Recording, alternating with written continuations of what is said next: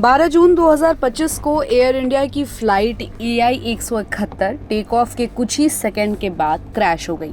हादसे में 240 से ज्यादा लोगों की जान चली गई और इस भयावह मंजर में गुजरात के पूर्व मुख्यमंत्री विजय रूपाणी भी शामिल थे। उनकी मौत ने न सिर्फ गुजरात बल्कि पूरे देश की राजनीति और जनता को झकझोर दिया। अब अगर बात करें विजय रूपाणी की नेटवर्थ की, तो उनके आखिरी चुनावी हलफनामे और रिपोर्ट्स के अनुसार चल संपत्ति में bank balance, mutual funds, insurance और इन्वेस्टमेंट मिलाकर लगभग 5 करोड़ 43 लाख रुपए हैं। इनमें से पत्नी अंजलि बेन रूपाणी के नाम भी अच्छे खासे शेयर और दूसरे इन्वेस्टमेंट्स थे। अब अगर अचल संपत्ति की बात करें तो राजकोट और अहमदाबाद में जमीन व मकान लगभग 3 करोड़ रुपए का। इसके अलावा कमर्शियल प्रॉपर्टी से भी इनकम सोर्स था।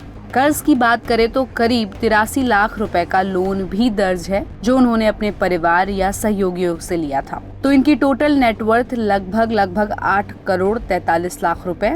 अगर इसमें कर्ज हटा दे तो करीब 7 करोड़ 6 लाख रुपए इनकी संपत्ति थी। अब सवाल है कि मुख्यमंत्री के बाद पेंशन कितना आता है हर महीने।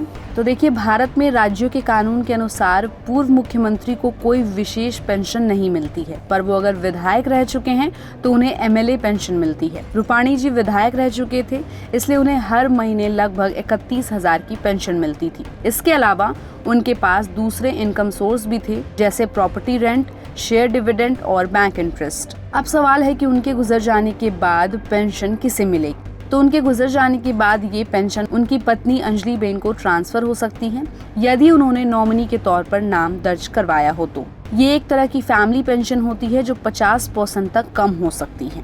देखिए, विजय रूपाणी जैसे नेताओं की नेटवर्थ जानना इसलिए भी जरूरी है ताकि जनता को ये पता चल सके कि एक सार्वजनिक सेवक की फाइनेंशियल स्थिति कितनी ट्रांसपेरेंट है। ये भी समझना जरूरी है कि क्या नेताजी सिर्फ पेंशन पर डिपेंडेंट थे या उनका फाइनेंशियल मैनेजमेंट अच्छा था। इसके अलावा ट्रेवल इंश्योरेंस या सरकारी सुरक्षा योजनाएं ऐसे हादसों में कितना रोल निभाती है, ये बहस का मुद्दा बन जाता है। लेकिन इन सब के अलावा मैं आपको एक और चीज बताऊंगी जो शायद आपको शॉकिंग लगे। क्या आप जानते हैं कि इससे पहले 1965 में गुजरात के पहले मुख्यमंत्री बलवंत राय मेहता भी एक प्लेन क्रैश में ही शहीद हुए थे।